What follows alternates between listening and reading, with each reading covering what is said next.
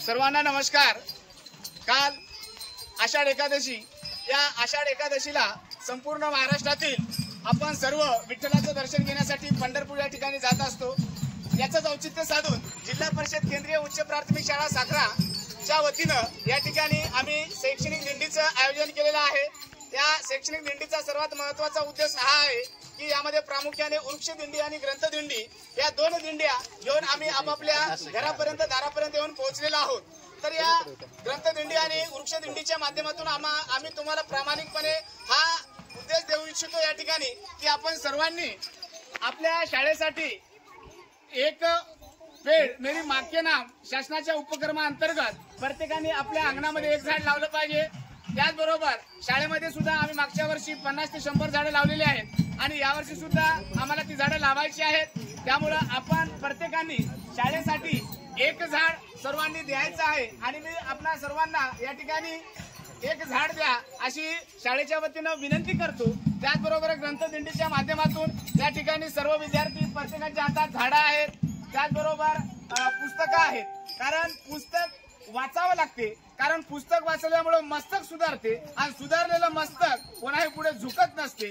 त्यामुळे ग्रंथदिंडीच्या माध्यमातून सर्व विद्यार्थ्यांनी चांगल्या प्रकारे शिकावं हा सुद्धा या ठिकाणी आमचा एक उद्देश आहे आणि हा सामाजिक संदेश घेऊन या ठिकाणी साक्षात विठ्ठल आणि रुक्माई आलेले आहेत। तरी आपणा सर्वांना विनंती आहे की आपण सर्वांनी आपल्या शाळेसाठी एक झाड द्यायचं आहे आणि आपल्या घरी अंगणामध्ये सुद्धा एक झाड लावायचं आहे आणि ग्रंथाचं सुद्धा वाचन करायचं आहे। धन्यवाद।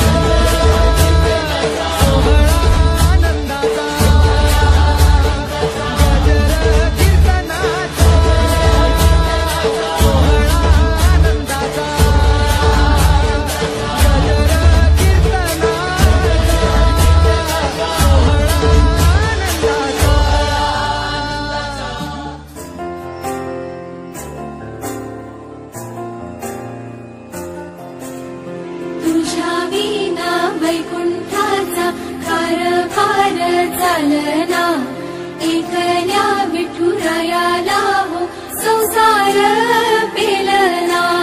ये ग रघुमाई ही भक्ताच्या माहेरी, सावलीच्या पावलांनी विठूच्या गाभारी।